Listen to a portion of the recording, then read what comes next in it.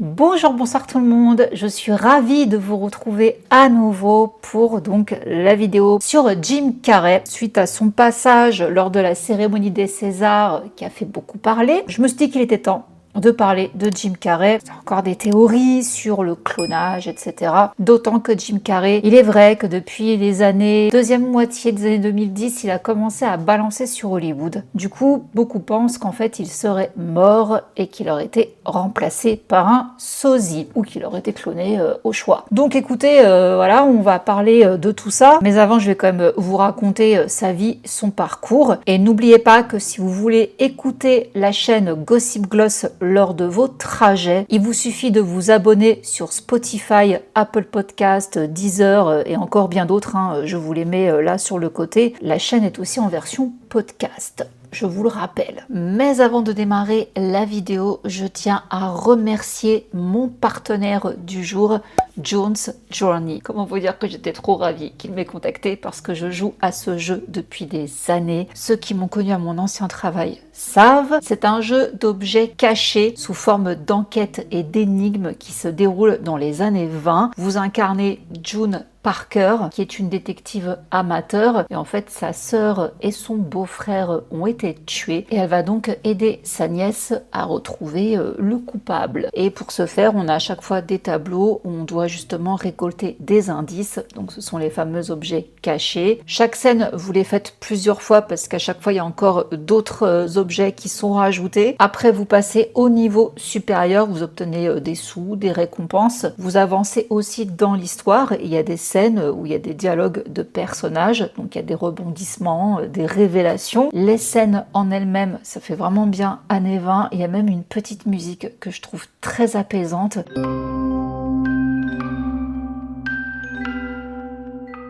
Donc c'est vraiment un jeu auquel on peut jouer en fin de journée pour se détendre. C'est uniquement de l'observation, il n'y a pas de stress. Et parallèlement à ça, eh bien vous avez une île à décorer. Et au fil des saisons, ça change. Moi j'avoue que j'ai un petit coup de cœur pour les décorations de Saint-Valentin. Et aussi celles d'hiver, période de Noël, bien sûr. Et encore d'autres petits défis à relever, des puzzles pour reconstituer une photo. Ça stimule en même temps votre cerveau. Donc là je vous montre par exemple mon île. Alors moi, vu que je suis un peu maniaque, dès que j'ai des sous, des pièces en plus que j'ai gagnées dans le jeu, je refais la déco. Je monte en fait en standing. Donc je réfléchis vraiment au design de tout. Donc, si vous voulez jouer les détectives au cœur des années folles, vous avez le lien que je vous mets en description. Je vous mets également le QR code à l'écran pour pouvoir télécharger le jeu qui est disponible sur les smartphones, également sur les tablettes iOS et Android,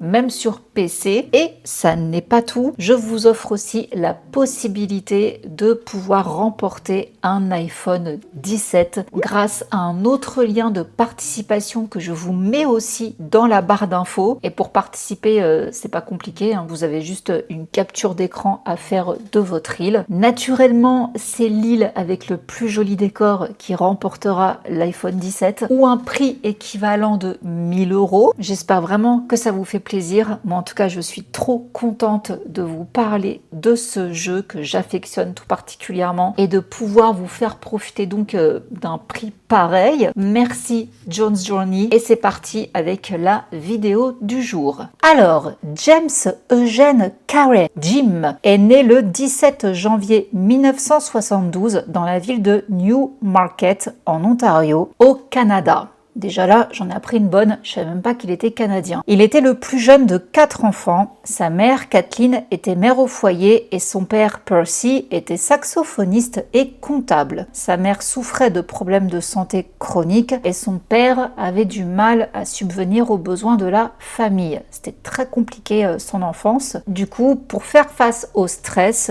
Jim Carrey passait des heures dans sa chambre à faire des grimaces face à son miroir et c'est donc comme ça qu'il a commencé à développer ses talents d'imitateur, ce qui le rendra célèbre. Donc Jim Carrey admet que même si l'humour faisait partie de son enfance, sa vie à la maison n'était pas toujours remplie de légèreté. Mais il a très tôt su qu'il voulait être humoriste À l'âge de 10 ans, il a même envoyé son CV au producteur du Carol Burnett Show. Jim a déclaré que sa mère ne se sentait pas bien la plupart du temps. Pour autant, ses parents le soutiennent dans sa passion pour l'humour, tout comme ses 3 frères et sœurs, et il a confié que ce qui au départ était simplement le plaisir d'attirer l'attention est progressivement devenu pour lui un moyen de faire en sorte que ses parents se sentent mieux. Ma mère était dépendante aux médicaments antidouleurs. Elle était très malade à bien des égards. Elle était aussi adorable, mais c'était une enfant d'alcoolique et elle avait ses propres problèmes. Et ce n'était pas un abandon intentionnel, elle était toujours là pour moi, toujours présente à la maison,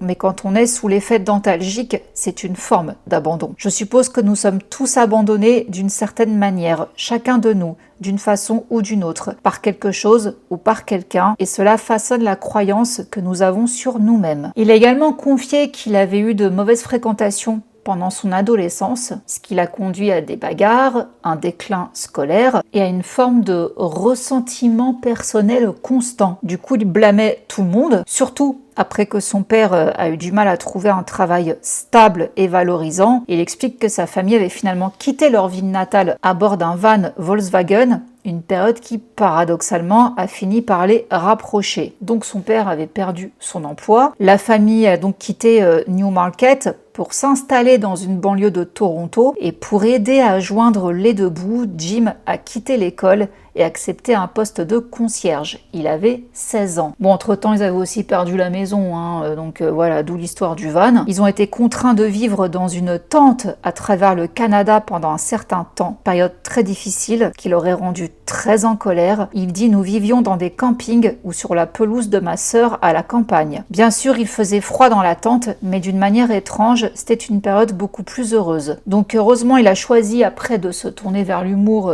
plutôt que vers la colère. Il a décroché une scène au Yuk Yuk's Comedy Club à Toronto et ça a été horrible. Il dit: je suis monté sur scène et j'ai fait un numéro atroce, complètement ringard. À mi-chemin de son sketch, ils ont commencé à diffuser la bande-son de Jésus-Christ Superstar en criant crucifiez-le, crucifiez-le, et il a été hué jusqu'à ce qu'il quitte la scène. Expérience traumatisante, mais ça l'a pas arrêté. Pour autant, il a persévéré. Déjà, il écrivait la plupart de ses propres textes et il assurait les premières parties d'humoristes tels que Buddy Hackett et Rodney Dangerfield. Il s'est fait connaître à ce moment-là pour son énergie débordante et son improvisation frénétique. Son humour avait une dimension principalement visuelle, toutes les grimaces, les postures, tout ça. Il était capable d'interpréter plus de 100 personnages avec un répertoire allant de Humphrey Bogart à Kermit la grenouille. En plus de gagner en popularité, Jim a tenté de percer dans l'industrie en auditionnant pour devenir membre de la distribution de la saison 1980 et 1981 du Saturday Night Live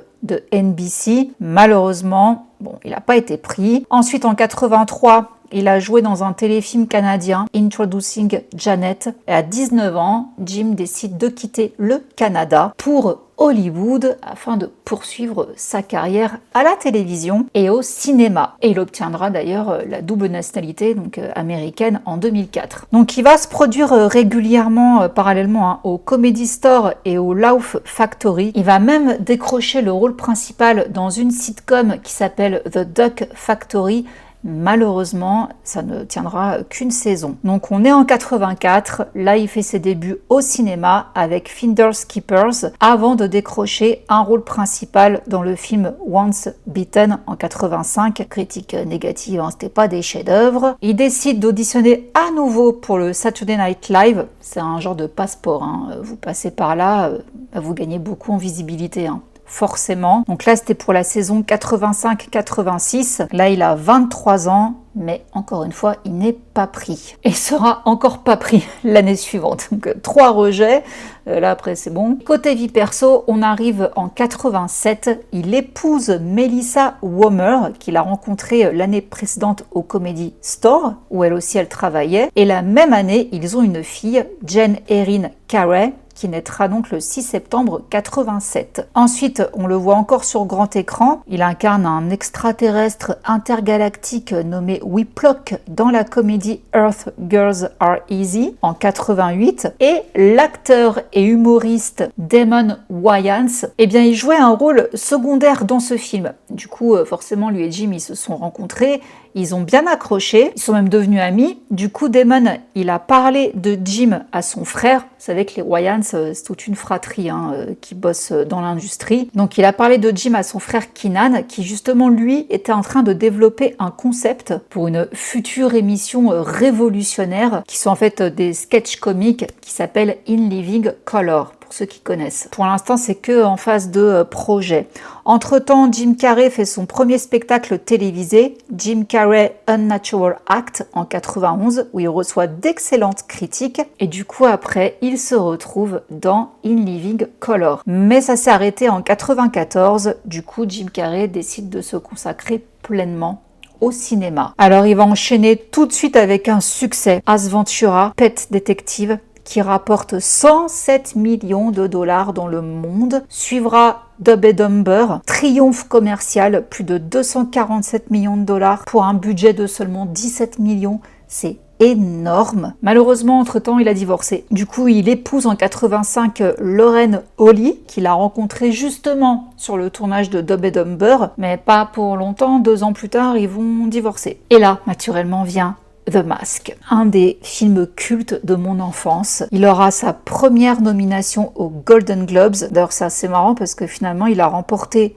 2 Golden Globes au cours de sa carrière, mais pas pour des comédies, juste pour des rôles dramatiques. C'était pour The Truman Show, forcément. Et Man on the Moon, que j'ai jamais vu, tellement qu'il ne me tente pas du tout ce film. Vous me direz s'il est bien. Donc The Mask, forcément, mais The Mask, quelle folie ça a été ce film. Ça a été un succès critique et commercial. Il a rapporté plus de 350 millions de dollars dans le monde. Aussi les premiers pas de Cameron Diaz sur grand écran. L'année suivante, il incarne le Sphinx dans le film de super-héros de 95, Batman Forever. Alors, on dit que sa version du Sphinx était maniaque, flamboyante et remplie de pitreries excessives, contrastant avec les méchants plus sombres et sobres, généralement présents dans l'univers Batman. Je me rappelle pas du tout de lui, moi je suis restée trauma du pingouin, l'homme pingouin. Je crois que c'est Danny DeVito qui le fait. Il m'a traumatisé dans mon enfance, celui-là. Bref, donc oui, on dit qu'il a apporté une énergie vive, presque cartoonesque au personnage. Donc bon, il y a quand même des critiques qui ont jugé que sa performance penchait trop vers la comédie, tandis que d'autres ont apprécié l'énergie imprévisible et excentrique qu'il insufflait au rôle. Bon, en attendant, sa contribution à ce Batman a rapporté plus de 336 millions de dollars dans le monde. Bon, suite à ça, en 96, Jim Carrey, il devient l'un des acteurs les mieux payés d'Hollywood. Il coûte 20 millions de dollars en salaire par film. C'est ce qui touchera d'ailleurs pour The Cable Guy, qui malheureusement a fait un bide au box-office. Mais pour autant, les critiques se sont plus insurgés de son salaire de 20 millions de dollars. Parce que, bon, 20 millions de dollars, comme je vous dis, il y avait qui à cette époque-là qui touchait cette somme-là? Je pense à peut-être Tom Hanks et Tom Cruise. Je sais qu'à un moment donné, c'était les mieux payés. Dans ces années-là, je ne sais pas. Mais en fait, ce qui choquait, c'était qu'il gagne autant pour un acteur comique. Voyez-vous? Bon, par la suite, Jim est revenu à son personnage loufoque dans une comédie de 97, Menteur. Ça a été un immense succès critique et commercial, mais Jim reste ferme. Il n'allait pas se contenter de rôles comiques simplement parce que c'était la voie la plus sûre. Lui, il aime prendre des risques. Et c'est justement parce qu'il aime prendre des risques qu'il va accepter The Truman Show. Le film va rapporter plus de 264 millions de dollars dans le monde. Grand tournant dans la vie de Jim Carrey parce que là, il montre justement avec brio qu'il est capable d'avoir des rôles plus sérieux. Il peut enfin montrer l'étendue, la profondeur de son jeu d'acteur. Et c'est là donc qu'il va remporter un Golden Globe pour le meilleur acteur dans un film dramatique. Ce film a eu un grand impact sur sa carrière, mais pas que, également sur sa vie privée. Parce que il a réalisé que en fait sa propre vie ressemblait à bien des égards à Truman. Il dit: au départ, j'avais énormément d'ambition dans ce métier. Je les ai tellement dépassées que ce n'est plus aussi significatif pour moi aujourd'hui. J'aime vraiment le travail en lui-même. Je me suis examinée à plusieurs reprises. Pourquoi est-ce que je fais vraiment ça? Est-ce que je le fais parce que je veux être célèbre? Je pense qu'il y avait un peu de ça au début. Je n'avais peut-être pas l'impression d'être vue autant ou aussi intensément que je le souhaitais quand j'étais enfant. Je m'étais donné une mission, du moins dans mon esprit, faire en sorte que ma mère se sente mieux. Elle était très malade à bien des égards. Je ressentais le besoin de faire sentir à ma famille que leur vie avait de la valeur, qu'ils avaient accompli quelque chose de spécial simplement en me mettant au monde. Très jeune, je voulais les convaincre que j'étais un miracle. Ensuite, j'ai voulu convaincre le monde que j'étais un miracle. Et maintenant, je veux convaincre le monde que je suis comme tout le monde. Des fois, il a des sorties de Jim Carrey. C'est simple ce qu'il dit, mais je trouve ça... J'ai pas le mot du coup, mais ça a de la valeur, quoi. Vous voyez, c'est impactant. Bon, en 2000, il incarne le célèbre Grinch, réalisé par Ron Howard. Là encore, prestation de maître. D'ailleurs, on a souvent comparé Jim Carrey à Jerry Lewis pour sa volonté à s'embarrasser lui-même, ainsi que les autres, et à mettre en scène, je cite, une crise maniaco-dépressive de l'estime de soi à travers un comique hyper kinétique. Son appétit pour les extrêmes de plasticité l'a conduit, et en cela il est en phase avec son époque, vers le cinéma d'action fantastique et les effets spéciaux, où son immodération naturelle peut être amplifiée par l'animation, les cascades et autres artifices cinématographiques, ce qu'on peut surtout voir donc dans The Mask. Il continue dans des comédies à succès comme Fou d'Irène, d'ailleurs il va avoir une relation avec Renée Zellweger. On le voit aussi dans Bruce Tout-Puissant avec ma chouchou Jennifer Aniston, toujours des succès. À eux seuls, ces films rapportent bien plus d'1 milliard de dollars au box-office mondial. Donc là, Jim, il est au sommet de son art et pourtant ça commence à ne pas aller. Il tombe en dépression. Il se demande en fait quel est le but dans tout ça. Je le cite, « J'ai pris du Prozac pendant longtemps. Je ne suis pas sûre, mais peut-être que ça m'a aidé à traverser une mauvaise passe pendant un moment, mais j'ai dû arrêter à un certain point parce que j'ai réalisé que tout devenait simplement correct. Il n'y avait plus de sommet ni de vallée. Enfin, s'il y en avait, mais tout était comme nivelé, lissé, et ça donne l'impression de vivre dans un désespoir de faible intensité. On ne trouve pas vraiment de réponse, mais on vit correctement. On peut sourire au bureau, tu vois, mais c'est un désespoir de fond. » Mais à ce moment-là, il disait qu'il n'en prenait plus. Il dit « Je ne prends plus rien, je bois rarement du café, je suis très strict, pas d'alcool, pas de drogue, la vie est trop belle, alors je traîne avec Bouddha et Krishna et tous ces gars-là. » Il s'est mis aussi à lire Eckhart Tolle. Il dit « Je me suis réveillé et j'ai soudain compris que la pensée est responsable, sinon de toute, du moins de la majeure partie de la souffrance que nous éprouvons. Puis j'ai soudain eu l'impression d'observer mes pensées depuis une autre perspective et je me suis demandé qui est-ce qui est conscient que je pense. J'ai été projeté dans un sentiment immense et incroyable de liberté, liberté de moi-même, de mes problèmes. J'ai vu que j'étais plus grand que ce que je fais, plus grand que mon corps. J'étais tout et tout le monde. Depuis ce jour, j'essaie de retourner à cet état. » Il a aussi donné un discours très inspirant lors de la promotion de la classe diplômée de Maharishi University of Management. Si je peux, je vous mets un petit extrait de cette apparition. Suite à ça, autre film très émouvant et très spécial, Eternal Sunshine of the Spotless Mind, en 2004, avec Kate Winslet, mon autre chouchoute. Il a ensuite joué dans des films tels que Les désastreuses aventures des orphelins Baudelaire. J'ai adoré ce film-là. La comédie Braqueur amateur, le thriller mystérieux Le Nombre 23 en 2007, ainsi que Yes Man en 2008. Et le 27 février 2010, sa fille, Jane Erin Carey, donne naissance à un garçon, Jackson, qui devient grand-père. Très bonne nouvelle, et pourtant c'est à ce moment-là que sa carrière va commencer à connaître un déclin. Ça va pas être foufou, hein. Déjà en 2009, il a prêté sa voix à Ebenezer Scrooge dans Un chant de Noël, et il joue également le rôle d'un escroc homosexuel qui, alors qu'il est en prison, tombe amoureux d'un codétenu dans la comédie noire I Love You, Philip Morris. On le retrouve aussi dans la comédie familiale Mr. Popper et ses pingouins. Ça par contre, ça a pas trop mal marché. On le retrouve aussi dans The Incredible Burt Wonderstone, Kick-Ass 2 et Dumb and Dumber 2, bien moins accueillis que le premier volet. Et justement, c'est là que ça va commencer à... qu'est-ce qui lui arrive? Pendant la promo de Dumb and Dumber 2, il fait une apparition étrange dans l'émission du Jimmy Kimmel Live. Il arrive avec les mains comme ça, là, vous connaissez, hein, les Illuminati.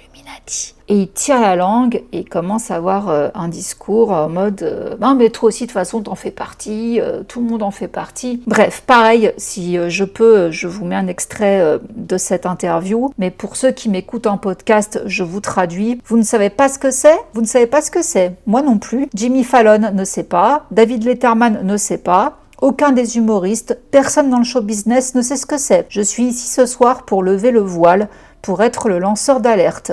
J'en ai assez des secrets et des mensonges. C'est le symbole secret des Illuminati. Et vous en faites partie.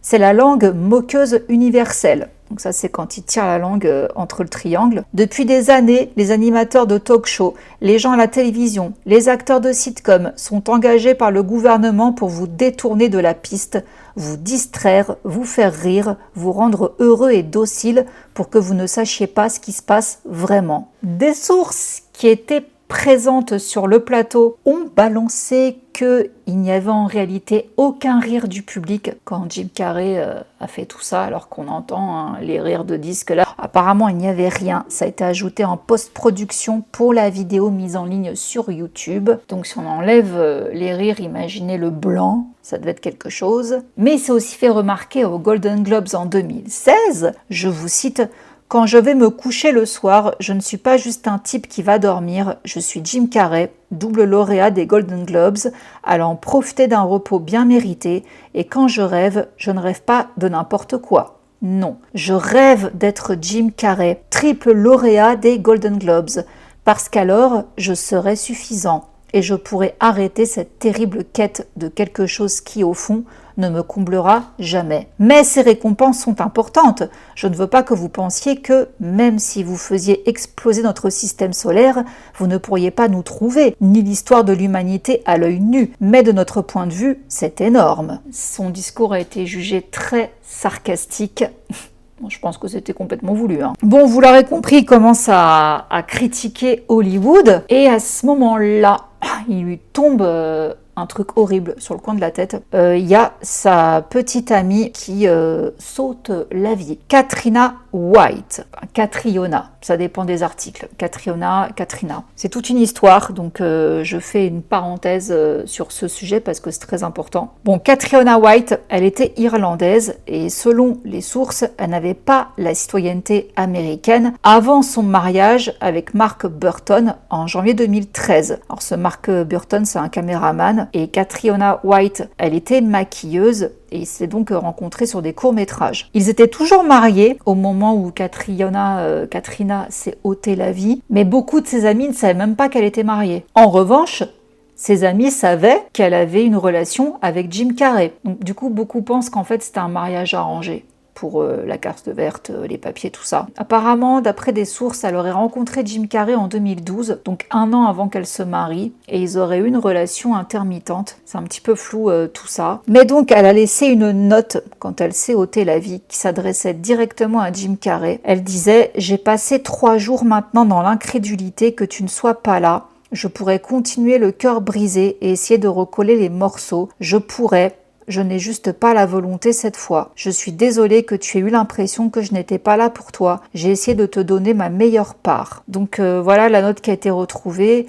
Le bureau du médecin légiste a conclu un otage de vie. Overdose de médicaments sur ordonnance, notamment de l'Ambien, je ne sais jamais comment il se prononce ce médicament, ainsi que du propanolol et du Percocet. Mais le 19 septembre 2016, donc 1 an plus tard, son mari, Mark Burton, intente une action en justice pour mort injustifiée contre Jim Carrey, affirmant qu'il avait obtenu, donc Jim, illégalement des médicaments puissants et qu'il les aurait donc donnés à Katrina. Et que c'est pour ça qu'elle serait morte. Il l'accuse également de ne pas avoir alerté les autorités après avoir constaté via des caméras de surveillance qu'elle ne bougeait plus depuis plus de 24 heures. Alors Mark, à ce moment-là, il vivait en Oregon quand Katrina est décédée Elle était à Los Angeles et il affirme que Jim aurait cherché à se présenter comme le bon gars en deuil dès le moment où elle est décédée. De plus, il rapporte que Katrina était prédisposée à la dépression et avait déjà tenté de sauter la vie et que malgré ça,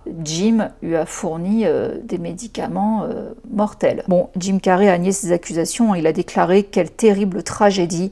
Il serait facile pour moi de régler cela en privé avec l'avocat de cet homme, mais il y a des moments dans la vie où l'on doit se lever et défendre son honneur contre le mal dans ce monde. » Et il y a la mère de Katrina, Bridget Sweetman, qui a également intenté une action en justice contre Jim, l'accusant notamment d'avoir transmis des MST à sa fille et d'avoir eu un comportement abusif. Parce que elle a retrouvé une note incriminante écrite sur l'iPad de Catriona 2 ans avant qu'elle saute la vie, où elle accuse donc Jim de lui avoir transmis de l'herpès et de l'avoir initié aux substances illicites. Donc voici la note de l'iPad. Tu m'as donné des MST. Je veux que tu t'excuses parce que tu tiens suffisamment à moi. Je veux que tu comprennes que même si ça te semble peu, cela détruit la vie d'une fille. Tu m'as initié à la coco, aux filles de joie, aux abus psychologiques et aux maladies. Tu m'as jeté quand tu as absorbé tout ce qui valait encore la peine en moi. Avant toi, je n'avais peut-être pas grand-chose, mais j'avais du respect.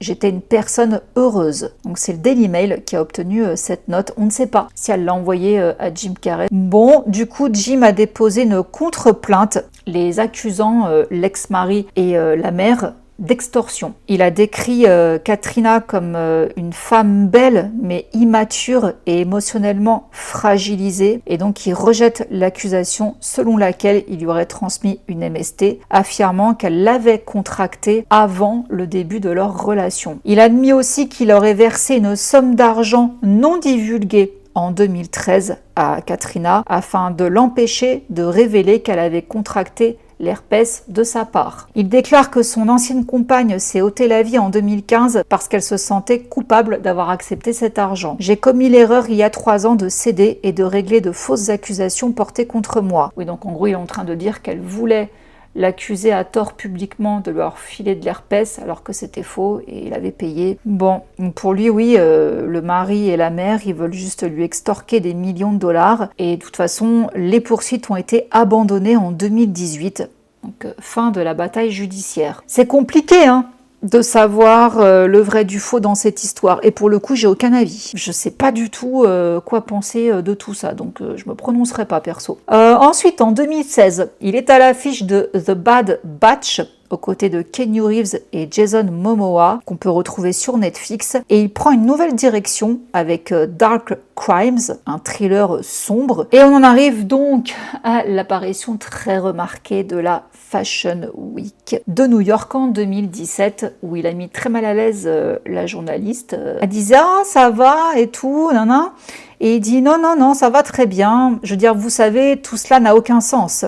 Alors je voulais trouver la chose la plus dénuée de sens à laquelle je pouvais me joindre, et me voilà. Il faut bien admettre que c'est complètement absurde. La journaliste répond « Eh bien, ils disent qu'ils célèbrent des icônes. Ils disent c'est le niveau le plus bas qu'on puisse imaginer. Je ne crois pas aux icônes. Je ne crois pas aux personnalités. Je crois que la paix se trouve au-delà de la personnalité, au-delà de l'invention et du déguisement. Je crois que c'est plus profond que ça. Je crois que nous sommes un champ d'énergie dansant pour lui-même. » Et elle lui dit « Jim, tu t'es vraiment mis sur ton 31 pour l'occasion. Tu es très élégant. » Il dit « Non, je ne me suis pas habillé. » Elle dit « Bah alors, qui s'est habillé alors ?» Il répond « Il n'y a pas de sens. Il n'y a pas de toi. Nous ne sommes pas là. C'est un rêve. Ce sont juste des choses qui se passent. Il y a des amas de tétraèdres qui se déplacent ensemble. » Elle lui dit « Ok, alors que se passe-t-il dans notre monde en ce moment ? Parce qu'il y a beaucoup de nouvelles qui sont pertinentes et qui ne sont pas très réjouissantes. » Et il dit « Voici le truc. Ce n'est pas notre monde. Rien de tout cela n'est réel. » Elle dit « Ok, alors tu traverses juste. » Et il dit « Nous n'avons pas d'importance. Nous n'avons pas d'importance. »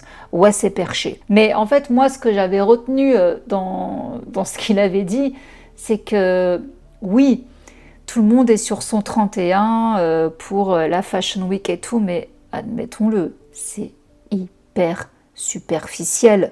Il n'y a pas plus superficiel. On sait que tout est falche, Enfin, les sourires, genre tout le monde va bien, tout le monde il est beau, tout le monde il est gentil. C'est que du strass et des paillettes là pour le coup.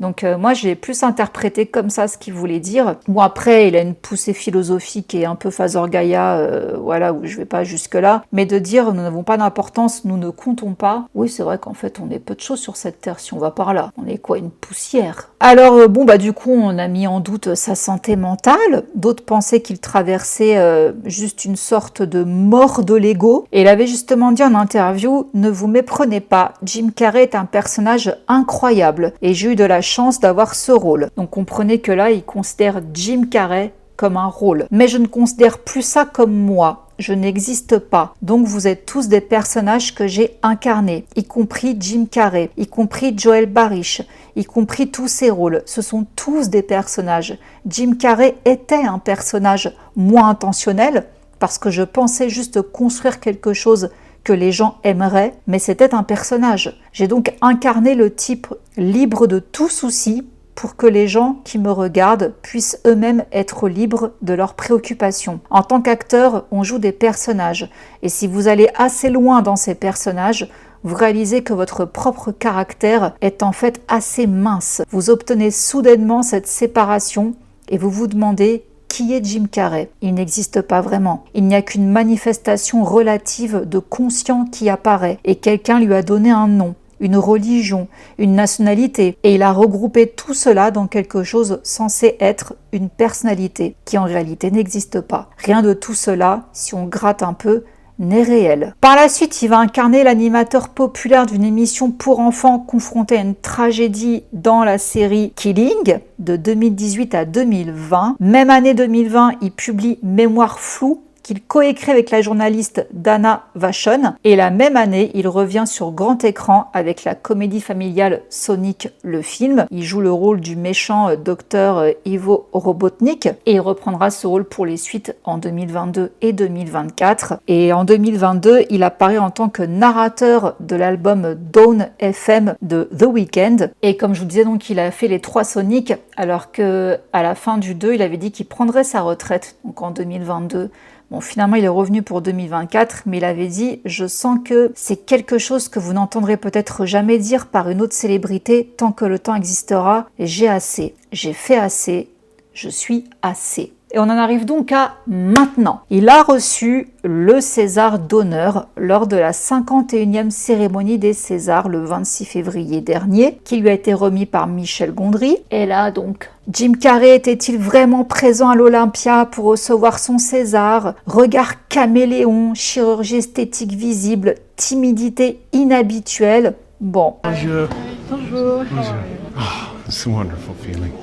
I really took on a pretty big challenge trying to do my speech in French. So, I wrote it and I researched it and I practiced it like crazy. But, it's, then I watched everybody like talking 1,000 miles an hour up there receiving their awards. And I was like, I'm dead.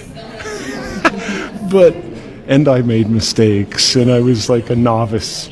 But I felt a lot of love, and I felt a lot of appreciation that I tried, and what I said was true, and I really wanted to recognize my family. I wanted to recognize my dad. Voilà un peu tout ce qu'on a pu voir, un clone, sosie. Du coup, le lundi 2 mars, l'Académie des Césars a tenu à mettre les points sur les i et stopper toutes les théories conspirationniste. Il y a le délégué général Grégoire Collier qui a déclaré que cette spéculation était un non-sujet et que la visite de Jim Carrey était prévue depuis l'été dernier. Dès le départ, il a été extrêmement touché par l'invitation de l'Académie. Et il a dit justement, en sortant de la cérémonie à des journalistes, qu'il avait préparé son discours en français justement depuis des mois. Mais je vous donnerai mon avis après. Il a beaucoup travaillé son discours en français et demandé la prononciation exacte de certains mots, donc je préfère me souvenir de sa générosité, de sa gentillesse, de sa bienveillance et de son élégance. Il est venu avec sa compagne, sa fille, son petit-fils, 12 amis et des membres de sa famille. Son agent de longue date l'accompagnait, son vieil ami Michel Gondry, qui a réalisé un film et 2 séries avec lui, était présent et ravi de se revoir. Donc voici ce qu'il a déclaré, et il y a même son attaché de presse Marléa Leslie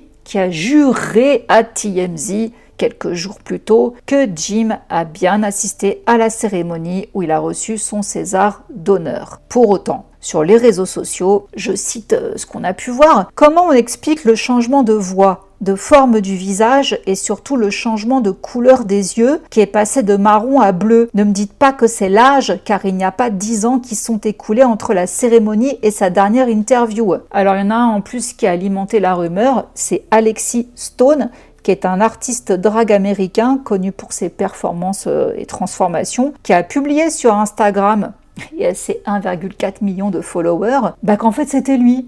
Donc il montre un masque, censé donc le masque Jim Carrey, ainsi qu'un dentier. Donc voilà, il dit qu'en fait c'est lui qui a incarné Jim Carrey lors de la cérémonie. D'autres, dans un fol élan de complotisme, ont fait des références à l'affaire Jeffrey Epstein. Certains d'entre eux imaginent que le gouvernement américain a fait disparaître Jim Carrey et a envoyé un clone pour le remplacer en raison de ses propos sur le satanisme. Alors, c'est vrai que son visage a beaucoup changé. Chirurgie. Allez, on va pas se casser la tête, moi je dis chirurgie.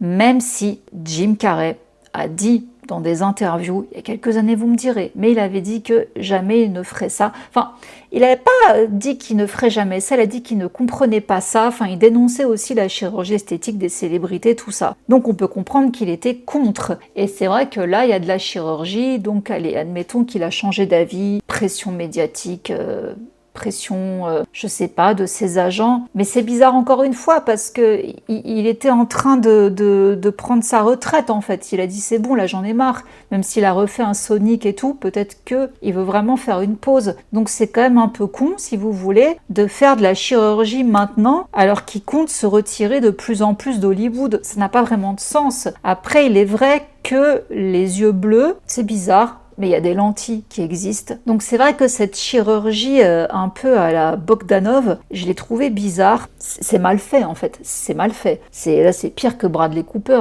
qui a été complètement foiré lui aussi. Là ça fait, je trouve que ça accentue les joues, les pommettes, son menton, les yeux, ouais, enfin il y a quelque chose d'étrange qui se passe et la couleur. C'est vrai que si on veut partir dans le délire, c'est un sosie, ça peut fonctionner. Oui, ça peut être un sosie. Pourquoi il aurait pris un sosie alors que je pense qu'il a toujours fait lui-même ses apparitions. Mais si effectivement il veut se retirer, peut-être qu'il a envoyé un mec et voilà. Pourquoi pas? Le changement de voix. Alors, si vous voulez, dans tout ça, je ne serais même pas étonnée, mais ce serait barré de la part de Jim Carrey, mais pourquoi pas? Je serais peut-être pas étonnée que dans quelques temps, on le revoit avec un visage complètement normal, enfin avec son visage qu'on connaît, sans chirurgie, sans rien, et que du coup ça nous rend zinzin et qu'on se dit mais qu'est-ce qui s'est passé? Et qu'en fait il est fait exprès, lors des Césars, de se grimer un peu justement, de rajouter quelques prothèses de maquillage, c'est complètement faisable, de mettre des lentilles et d'avoir justement cette voix toute douce, toute timide, ce comportement d'un peu timide parce que c'est un personnage. Si on part dans son délire de je n'existe pas, nous ne sommes rien, etc., Jim Carrey est un personnage, je pars aussi dans un délire, on est d'accord, mais je me dis pourquoi pas, peut-être que c'est aussi une espèce de mise en scène qu'il a fait pour les Césars, mise en scène du coup également sarcastique, où il se fout un peu de la gueule de tout le monde, avec sa voix toute douce, je suis honoré, alors qu'en fait ils sont fous du César, il parle comme ça aux journalistes, un nouveau Jim Carrey, c'est encore un nouveau personnage qu'il fait. Franchement, s'il a fait ça, je trouve que ça lui irait bien. Les gens deviendraient dingues et se diraient mais pourquoi il aurait créé un buzz. Après, dans quel intérêt?